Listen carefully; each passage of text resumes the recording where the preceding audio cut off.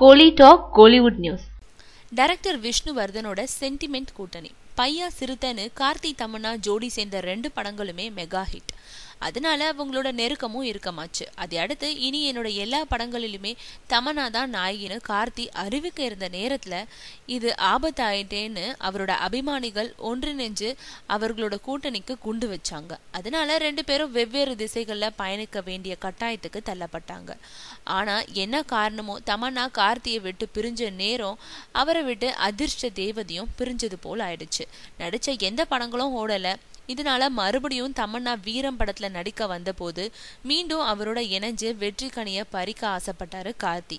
அதை நிறைவேற்றி வைக்க அவர்கிட்ட கதை சொன்ன சில டைரக்டர்கள் நான் நீ என்று முன் வந்த போதும் இப்போ ஆரம்பம் படத்தை அடுத்து கார்த்தியை இயக்க போகும் விஷ்ணுவர்தன் அதை நடைமுறைப்படுத்த போறாராம். ஆனா உங்களோட ஆஸ்தான நடிகை நயன்தாரா வயிற்றேன்னு அவர்கிட்ட கேட்டப்போ என்ன பொறுத்தவரை ஹீரோக்களுக்கு பொருத்தமான ராசியான நடிகைகளை தான் இணைக்க நினைப்பேன்.